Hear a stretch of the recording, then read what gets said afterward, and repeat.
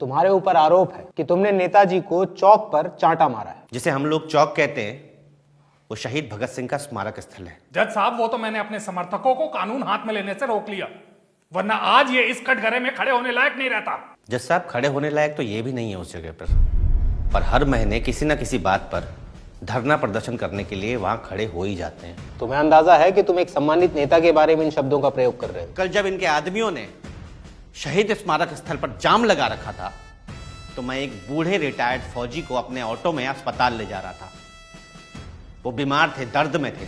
मैंने इनके आदमियों से लाख गुजारिश करी जज साहब कि हमें अस्पताल जाने का रास्ता दे दें, पर ये नहीं माने। ऑटो में बैठे हुए वो फौजी भी यही सोच रहे थे कि क्या उन्होंने अपनी जवानी देश के लिए इसलिए निछावर कर दी कि आज अपने देश में उनको अस्पताल जाने तक का रास्ता भी नहीं है।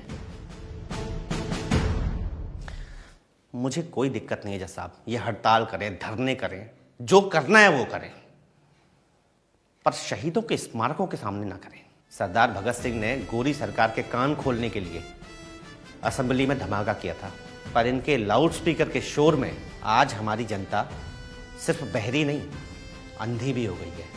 इसीलिए उसे दिखाई नहीं दे रहा है कि आज़ादी के इतने साल बाद भी हम अपनी बुनियादी ज़रूरतों के लिए लड़ रहे हैं। यही कारण है कि आज ऐसी पार्टियां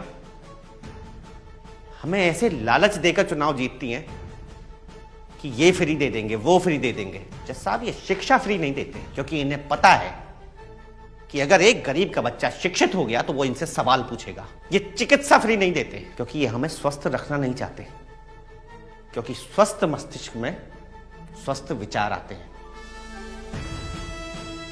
ये कभी जातिवाद, क्षेत्रवाद, भाषा से हमारे विचारों को गंदा करने का काम कर रहे हैं जज साहब।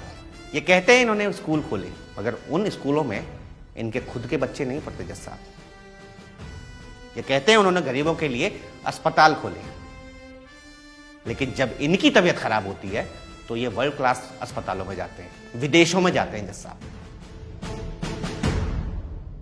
जज साहब, हमें एक और 15 अगस्त की जरूरत है जिसमें हमें आजादी चाहिए ऐसे नेताओं से जो देश हित की नहीं, सिर्फ अपने हित की सोचते हैं। जज साहब, मेरी बस इतनी गुजारिश है, मुझे जो सजा देनी हो दीजिए, पर हमारे देश के शहीद स्मारकों पर ऐसे नेताओं और इनकी पार्टियों को कोई प्रदर्शन करने की अनुमति ना दें। इनकी राजनीति सिर्फ इनके अपने हित के लिए है, हमारे हित के लिए तो बिल्कुल नहीं है।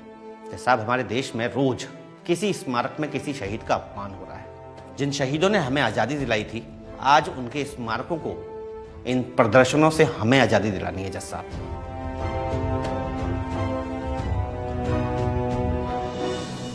तुम्हारा नाम भी तो भगत सिंह है जज साहब, पढ़ा लिखा हूं, पर कभी आरक्षण के चलते और कभी रिश्वतखोरी की वजह से नौकरी नहीं लग पाई। स्कूल में 15 अगस्त के फंक्शन में भगत सिंह का रोल किया करता था, पर उनके जैसा थोड़ा सा जज्बा अब अपने अंदर लाने की कोशिश कर रहा हूं।